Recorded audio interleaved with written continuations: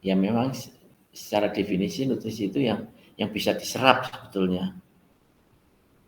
Yang bisa diserap, bisa digunakan, bisa dicerna, banyak juga yang bisa dicerna tapi tidak bisa diserap. Karena itu material-materialnya sangat mungkin molekilnya sangat besar atau memang materialnya sulit untuk dipecah. Biasanya seperti itu. Sebagai contohnya material-material yang yang sulit dipecah itu adalah seperti material-material polisakarida yang sangat kuat itu. Oleh karena itu, kalau kita ingin memecahkan dalam penelitian kita untuk melihat DNA pada beberapa jenis tanaman, kalau kita pengalaman di rumput laut, itu makanya harus dipecah dulu selnya. Pemecahan sel itu biasanya yang paling yang paling umum itu biarkan dimasukkan kepada nitrogen cair, namanya rumput laut. Rumput laut kita akan lihat sudah dipengaruhi dikasih nutrisi, dikasih pupuk dan lain sebagainya itu, nanti bisa dilihat kalau itu dipecah dulu dengan nitrogen cair. Setelah itu baru bisa dilihat DNA-nya. Atau sekarang ada kitnya, kit untuk memecah itu ada. Ya, tapi sejauh mana kit itu bisa bekerja dengan baik. Tapi biasanya sih pakai nitrogen cair yang paling mudah. Atau mungkin pakai kit lebih murah, karena kita harus kita harus menyediakan itu tremosnya itu. Biasanya untuk nyimpan sperma kalau di peternakan. Ya, itu kan biasanya untuk menyimpan itu biar nggak rusak. Ini pakai nitrogen cair itu seperti itu. Jadi tadi sekali lagi bahwa bagaimana kita bisa meningkatkan nilai kecernaan itu untuk mengurangi kelebihan-kelebihan limbah yang ada. Nah, ini kita bisa lihat contoh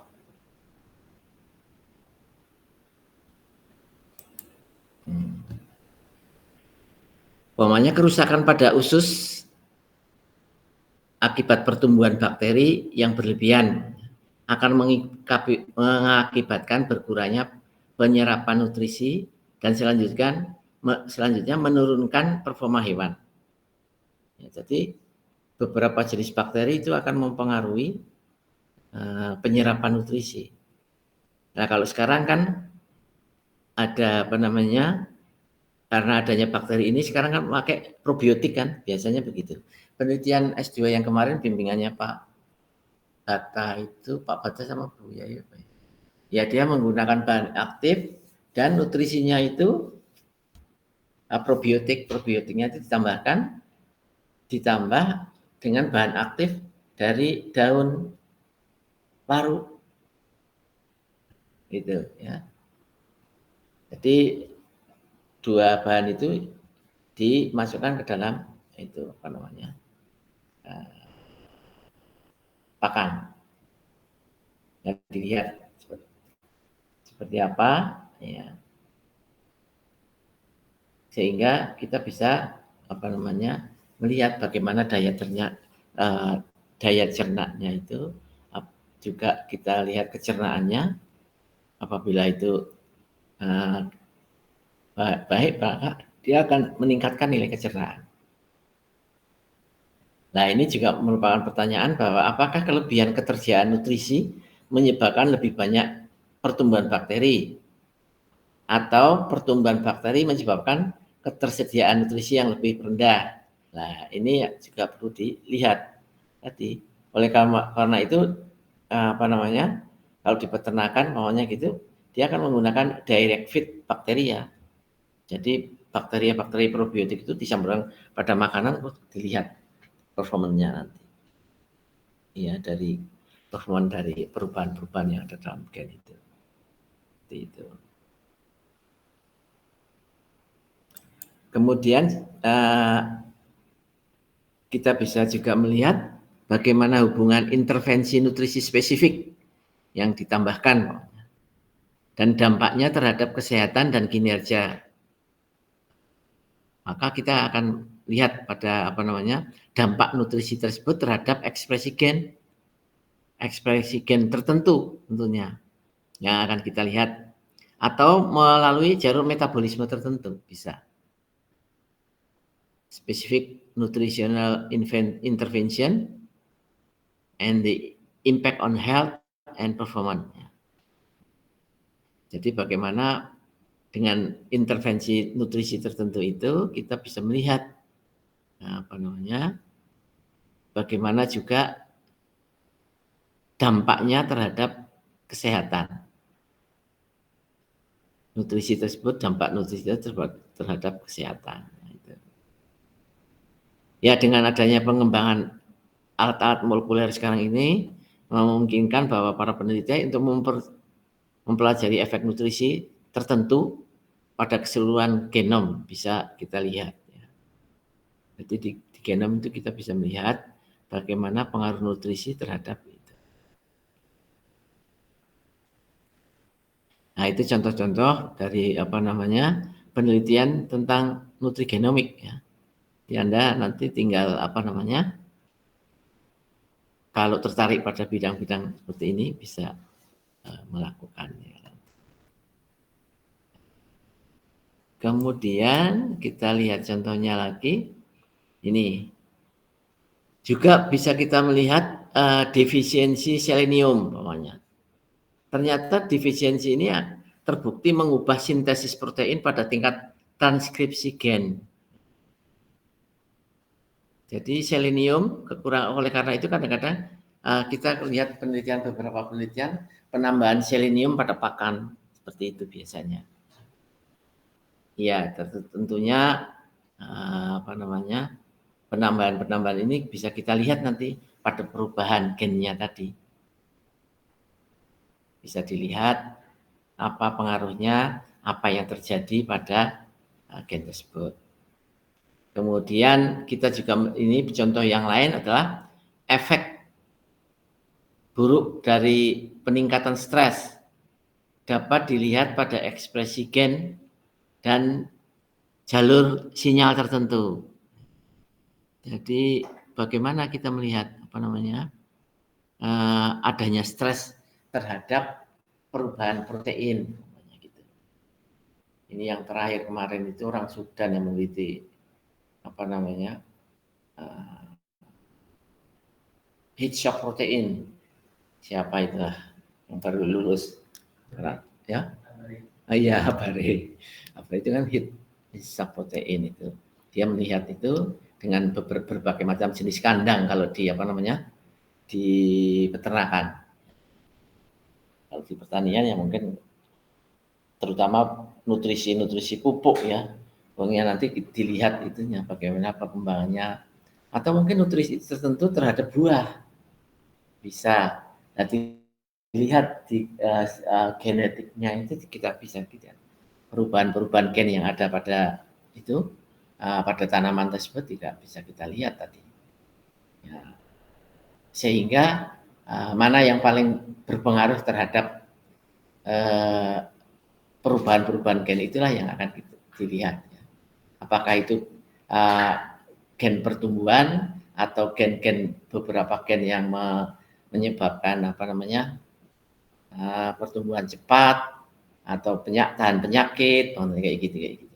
Bisa kita lihat beberapa contoh seperti itu ya. Jadi banyak penelitian yang itu. Kemudian juga beberapa gen ada yang bertanggung jawab pada mekanisme detoksifikasi dan perlindungan dari kerusakan oksidatif yang terhambat. Itu juga bisa dilihat di situ. Beberapa gen yang bertanggung jawab atas mekanisme detoksifikasi. Bagaimana dia mengeliminir atau mengurangi detoksifikasi, kemudian akibat kerusakan oksidatif, ya, Itu bisa dilihat dari peranan gen di situ. Kemudian juga perubahan-perubahan fenotipik, ekspresi fenotipik itu juga bisa dilihat dari gen itu yang ada. Ya sekarang banyak sekali yang bisa kita lakukan dan kit-kitnya juga banyak. Tinggal gennya apa, tinggal beli kalau sekarang. Kalau zaman dulu kan harus membuat sendiri terus menganukan gitu. Sekarang tinggal beli gennya ini, anunya ini, udah tinggal beli. Terus diaplikasikan, dibandingkan antara yang uh, uh, yang ada di lapangan dengan standarnya. Kita ketemu kayak gitu. Ya begitu pertumbuhan yang terus kita lihat. Ini terlalu itu ya. Kalau merah ini sakit ya. Kita ganti aja yang biru kayaknya. Kayaknya sekali ya. Tajam apa enggak? Terlalu itu ya. Iya, tapi lanjut. Iya. Nanti bisa nggak pakai yang ini coba ya. Ya, ini jadi tadi efek buruk seperti peningkatan stres dapat dilihat pada gen atau jalur sinyal tertentu. Ini bisa kita lihat. Jadi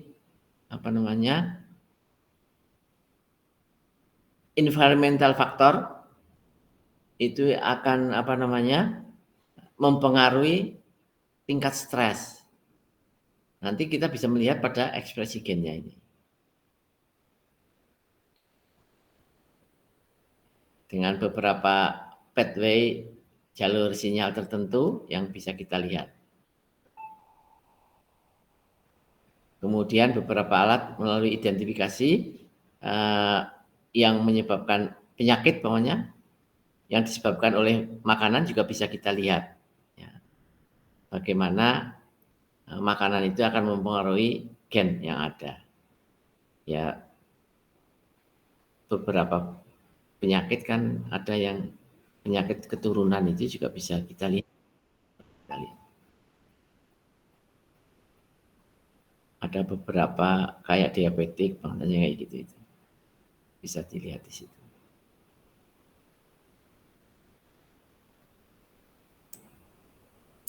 Kemudian di sini dari ini semua kita bisa melihat bahwa nutrigenomik memungkinkan untuk mengidentifikasi penanda-penanda spesifik yang ada pada gen ini dan bisa memanipulasi ekspresi gen melalui penggunaan nutrisi. Jadi kita menggunakan beberapa jenis nutrisi yang diberikan kepada biasanya kalau kita kan baik itu tanaman maupun hewan yang bisa kita lihat dari aspek itu. Jadi secara spesifik nanti kita bisa melihat beberapa pengaruh-pengaruh yang ada seperti makanan, kemudian penyakit itu bisa kita lihat. Ada diskusi dari sini?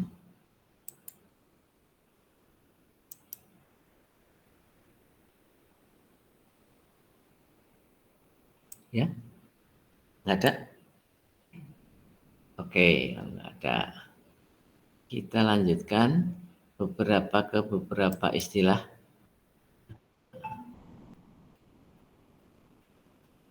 Ya, kita akan lihat di sini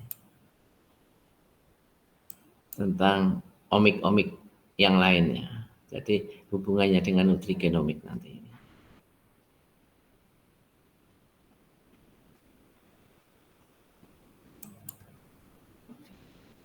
Nah, ini beberapa istilah ya. Jadi kalau kita lihat di sini juga studi tentang efek seluruh genom makanan atau komponennya pada sel-sel transkriptom, proteom, metabolom, jaringan atau organisme pada waktu tertentu. Ya, pada waktu tertentu apabila kita melakukan penelitian, itu akan kita lihat batas waktunya. Waktu tertentu umpamanya dari DOC sampai ke grower kayak gitu. Nah, itu bisa kita lihat. Atau juvenil kalau gitu. Atau dari kalau tanaman nggak tahu. Nanti tanaman contohnya banyak di Bu Woro ya. Bu Woro yang akan mengisi itu.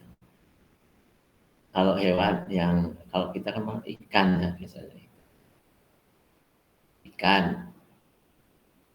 Nah, kita bisa melihat di situ. Jadi nanti kita bisa lihat bagaimana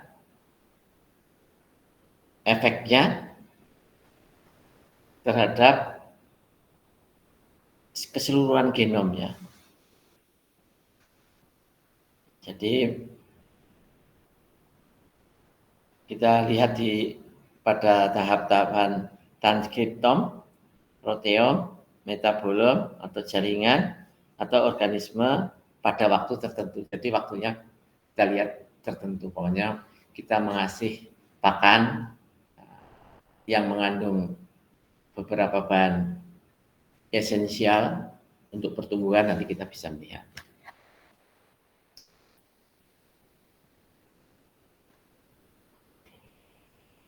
Jadi genom itu merupakan seluruh pelengkap materi genetik suatu organisme. Jadi material genetik secara keseluruhan itu genom.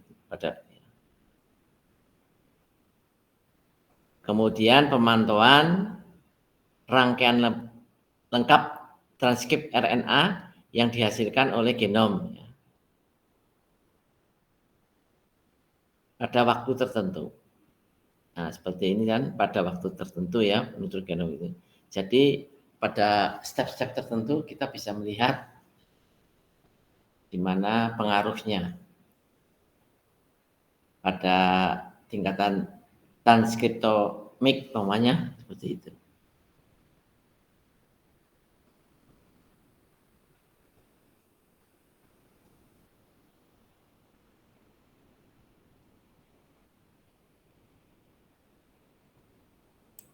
Kemudian kita lihat di sini proteomik yang ada hubungannya dengan omik-omik tadi, yaitu kita bisa melihat pemeriksaan proteom, kumpulan lengkap protein dalam sel atau jaringan.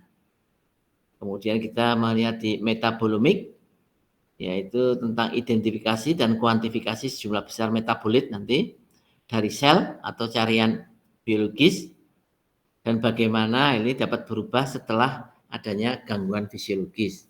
Nah, kita bisa melihat dalam rangkaian metabolomik.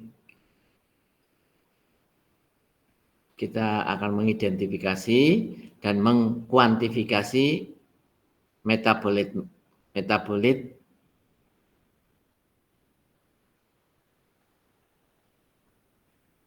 dan bagaimana perubahan itu ya setelah adanya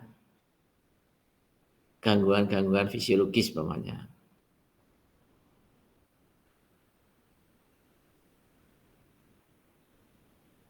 Ya mungkin jadi apa namanya kalau di pertanian kadang-kadang kita tidak sengaja membuat gangguan apa namanya ini contohnya adalah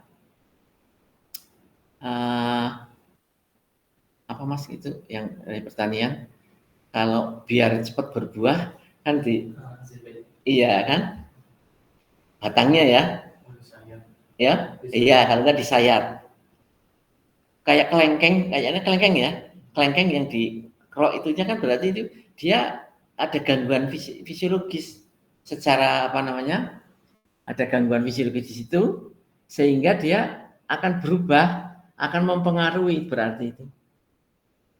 Nah, dari peristiwa itu kita bisa mengambil sampel untuk kita lihat, kita identifikasi, kita kuantifikasi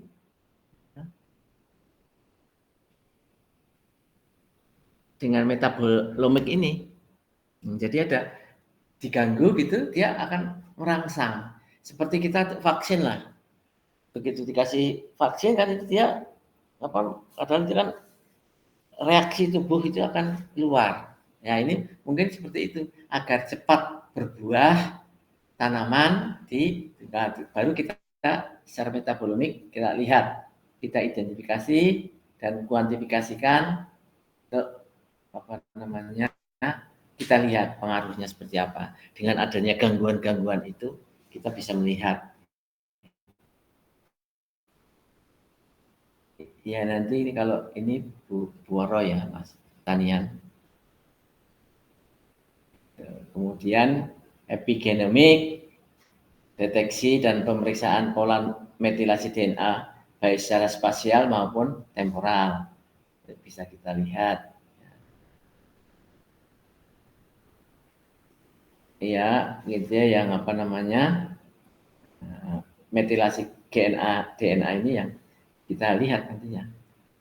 Bagaimana perubahan-perubahan apa namanya sekuen primer, perubahan fungsi gen tanpa merubah sekuen DNA primer. Jadi itu kita bisa melihat ya dari metilasi DNA ini. Gitu.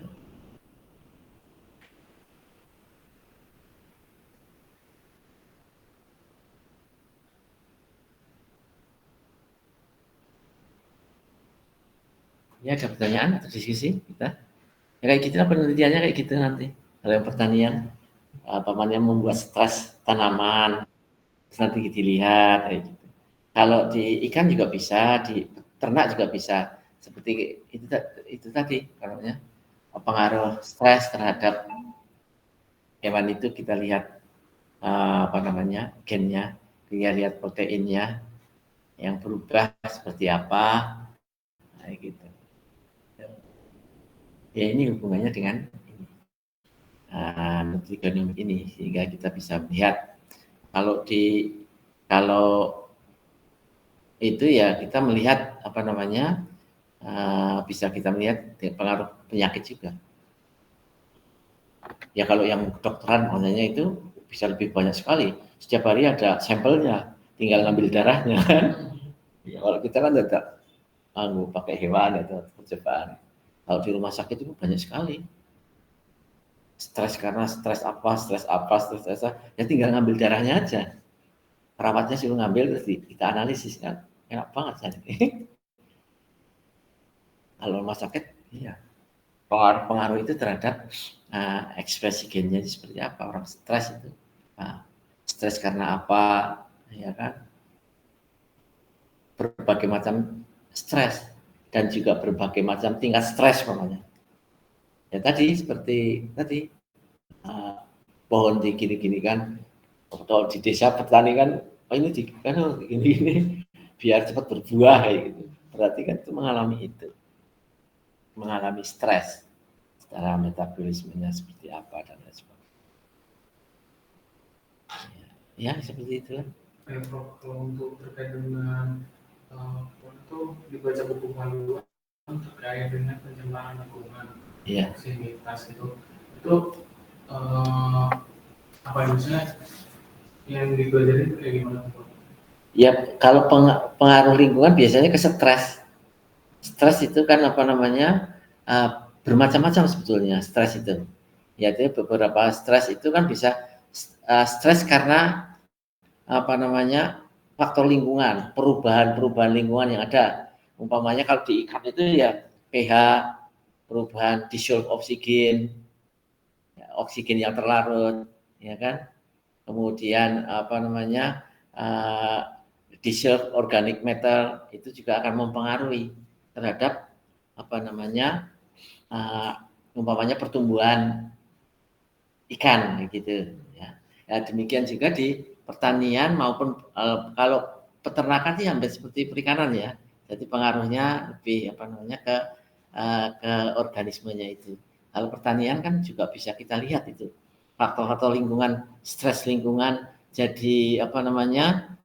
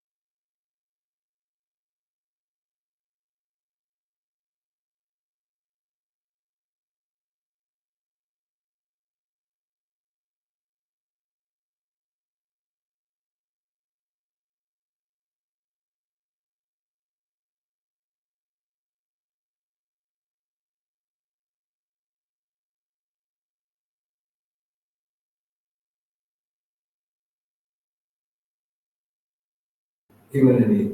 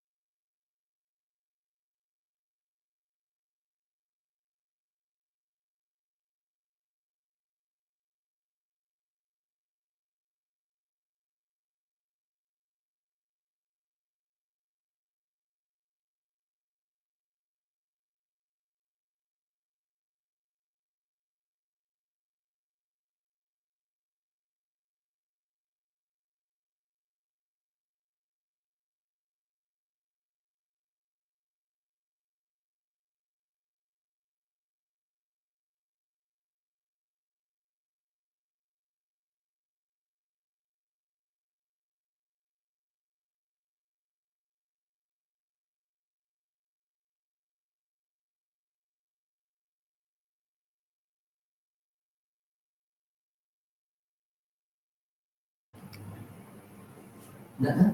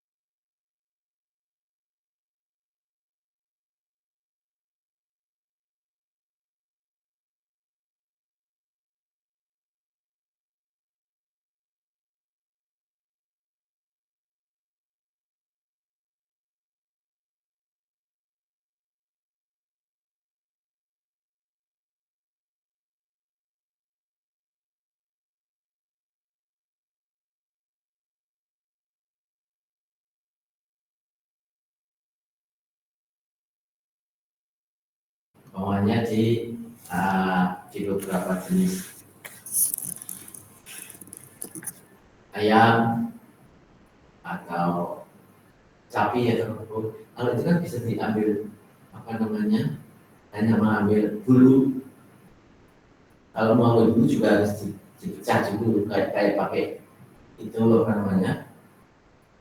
kayak pakai nitrogen cair. Atau sekarang ada kitnya itu tadi. Jadi bulunya dimasukin kit itu hancur baru dianalisis. Nah, kalau plan, apakah kit itu ada yang plan apa enggak, saya nggak tahu ya. Tapi kalau yang animal ada. Jadi langsung kalau kita ambil bulu domba, bulu kambing, ya atau bulu kerbau, sapi itu, diambil nanti ada sejak. Nah, kalau sulit mengambil darahnya, diambil bulunya, seperti itu, tidak bisa. Nah, Anda presentasi membuat case tadi seperti itu yang ada hubungannya dengan penelitian, oke? Yang akan direncanakan kan biar cepat lulus gitu maksudnya, biar cepat lulus. Beasiswa ya? Apa? Saya lagi ngajuin beasiswa BRIN sih Pak. Beasiswa BRIN. BRIN. Iya. Enggak, kemarin enggak dasar LPDP atau itu bisa. Bisa. Unggul enggak sih? Belum unggul ya? masih B. Peternakan belum unggul juga. Peternakan S2-nya? S2-nya kayaknya A kalau peternakan. Ya? Peternakan A kayaknya. A. Sama kayak agronomi, Bro. Agronomi A juga ya. Yang bersama ya peternak itu ya. Ada yang unggul. Kalau yang dapat itu unggul sih ya. Iya. Iya. Nah kita juga. Karena kendala kita itu kalau ini sih spesies mungkin insya Allah cepat lah, jangan terlalu lama untuk menentukan unggul dan tidaknya itu. Terus publikasi internasional, ya itu, ya yang mudah nanti. Ada beberapa jurnal yang enggak, ya internasional yang tidak terlalu sulit lah. Kalau kisah itu memang kadang-kadang sulit sekali dan lama biasanya dan bayarnya mahal.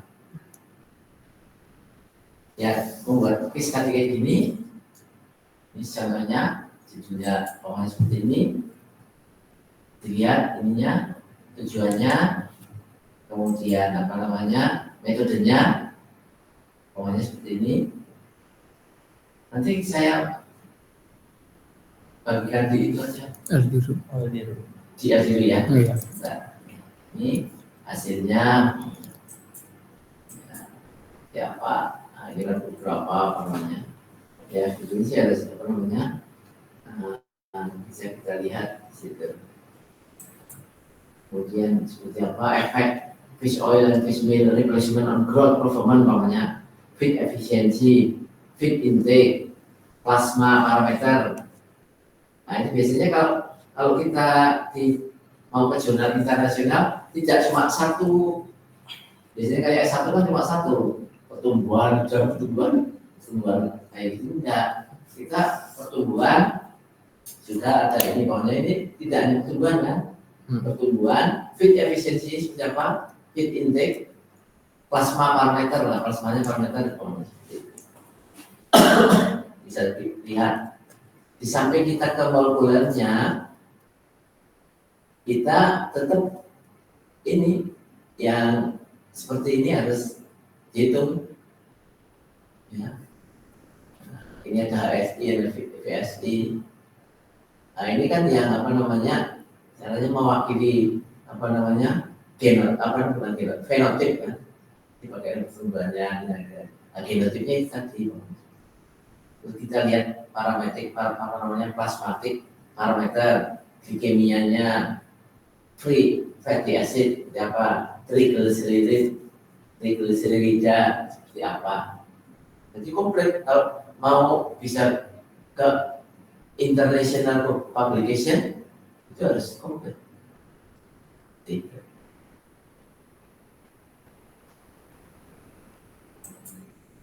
ngalunya ya. Itu ini yang kita perlu bangsanya untuk lihat.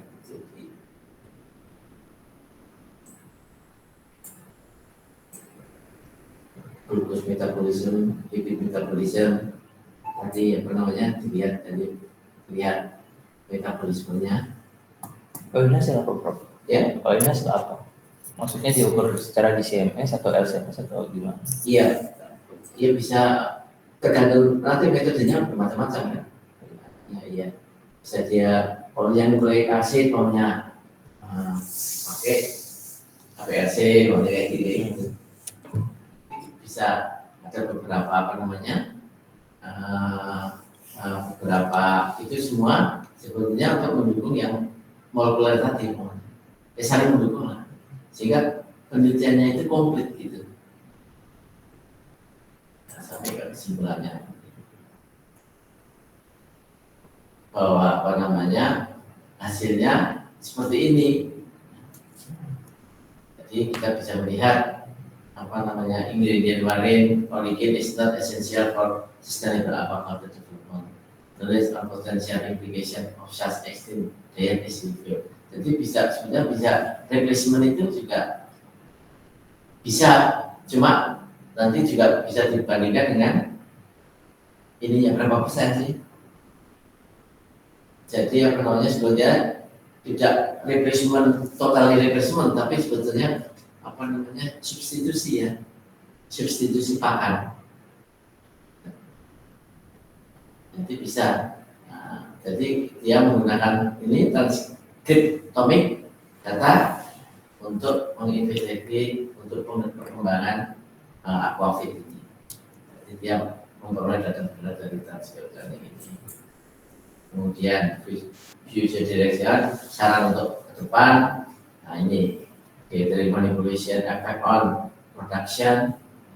Saya akan develop a lead feed with positive effect on production, economic and animal welfare, and develop designer fish the target specific market di mana itu kita bisa. Nah ini saran-sarannya seperti itu. Kemudian kita lihat contoh yang kedua. Ya itu membuat seperti itu agar apa namanya bisa cepat.